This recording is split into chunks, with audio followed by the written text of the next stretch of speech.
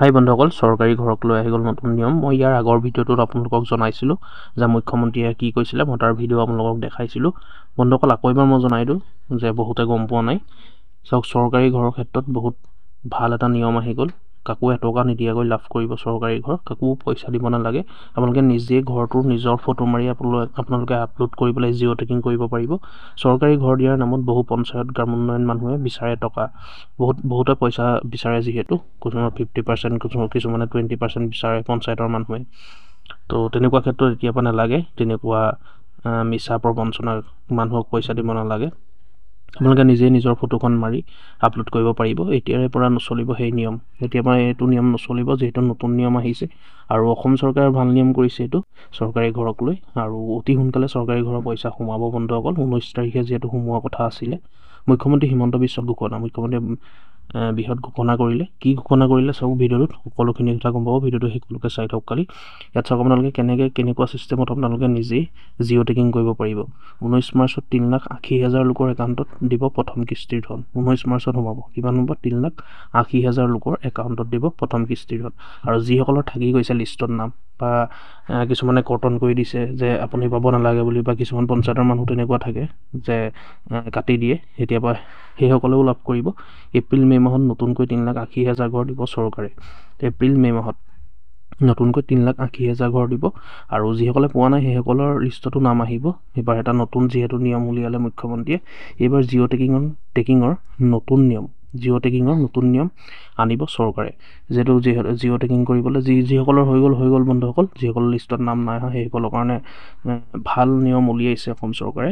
যিহেতু যিসকল গোটৰ বাইদেউ আছে, জীৱিকা সখী, সেইসকলে জিঅ' টেকিং কৰিব এইবাৰৰ পৰা। কোনো পঞ্চায়তৰ মানুহ বা কোনো অফিচিয়েল তেনেকুৱা মানুহে জিঅ' টেকিং নকৰে। যিসকল জীৱিকা সখী আছে গোটৰ, সেইসকলে জিঅ' টেকিং কৰিব। আৰু যিসকলৰ লিষ্টত নাম নাই অহা, চাওক, যিসকল পাবলগীয়া আছে সেইসকলৰ নাম নাই অহা, সেইসকলেও লাভ কৰিব। কাৰণ জিঅ' টেকিং কৰা নহ'লে, যিখন আগত লিষ্ট গ'ল সেইখন 2018-19 হয়। জীৱিকা সখী বাইদেৱে কৰিব জিঅ' টেকিং। দেখিছে আপোনালোকে, গোটৰ যিসকল জীৱিকা সখী আছে আত্মসহায়ক গোটৰ, সেইসকলে জিঅ' টেকিং কৰিব। অকল বন্ধুসকল জীৱিকা সখীসকলে জিঅ' টেকিং নকৰে। আৰু এটা পদ্ধতি উলিয়াইছে অসম চৰকাৰে, যিটো আটাইতকৈ বেষ্ট পদ্ধতি হয়। আপোনালোকে যদি ঘৰ পাবলগীয়া হয় সঁচাকৈ, বা কেঁচা ঘৰ আছে কাৰোবাৰ, সেইসকলে ফটো মাৰি নিজে আপলোড কৰিব পাৰিব। ফটোখন মাৰি নিজে আপলোড কৰিব পাৰিব, অৰ্থাৎ নিজে জিঅ' টেকিং কৰিব পাৰিব। নিজে জিঅ' টেকিং কৰি দিয়াৰ পিছত লিষ্টত নাম আহিব। তাৰপিছত পঞ্চায়তৰ যিসকল মানুহ আছে বা অফিচিয়েল যিসকল মানুহ আছে, সেইসকলে আহি চাই যাব। চোৱাৰ পিছত চৰকাৰে একাউণ্টত তেওঁলোকৰ পইচাটো ভৰাই দিব। আৰু এইটো আটাইতকৈ বেষ্ট হয়, নিজেই জিঅ' টেকিং কৰিব পৰা ব্যৱস্থাও আনিব চৰকাৰে। চাওক, আনিছে যিহেতু অসম চৰকাৰে, নিজেই জিঅ' টেকিং কৰিব পাৰিব আপোনালোকে। এইটো আটাইতকৈ বেষ্ট হয়, যিহেতু গাঁৱত যিসকল পঞ্চায়তৰ মানুহ আছে, কিছুমানে এনেকুৱাও চাই যায়, যদি বিজেপি মানুহ হয় কংগ্ৰেছৰ মানুহক নিদিয়ে, বা কংগ্ৰেছৰ মানুহ হয় বিজেপিক নিদিয়ে, তেনেকুৱা এটাও কৰে গাঁৱলীয়া এলেকাবিলাকত ধৰক। সেইকাৰণে কি কৰিছে, নিজৰ ঘৰৰ ফটো নিজেই আপোনালোকে মাৰিব পাৰিব, নিজৰ ঘৰৰ ফটো আৰু ঠিকনা দি জিঅ' টেকিং কৰিব পাৰিব।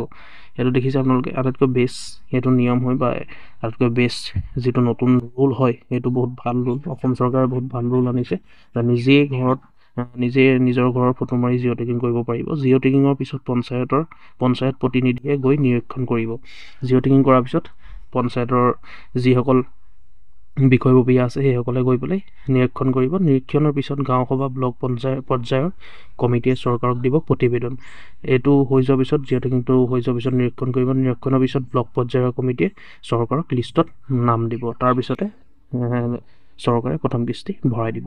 গতিকে গম পালে ভিডিঅ'টোত। যিসকলৰ নাম অহা নাই এতিয়া, সেইসকলৰ কাৰণে ভাল খবৰ আছে, আপোনালোকে নিশ্চয় পাব সকলোৱে, যিসকলৰ ঘৰত নাম অহা নাই মুখ্যমন্ত্ৰীয়ে কোৱা মতে। গতিকে ভিডিঅ'টো ইমানেই আছিলে। ভিডিঅ'টো শ্বেয়াৰ কৰিব, ভিডিঅ'টো লাইক কৰিব। এনেকুৱা ধৰণৰ আপডেটবোৰ পাই থাকিবলৈ আমাৰ ইউটিউব চেনেলটো ছাবস্ক্ৰাইব কৰি ল'ব। এবাৰ ভিডিঅ'টো চাই ল'ব। ধন্যবাদ।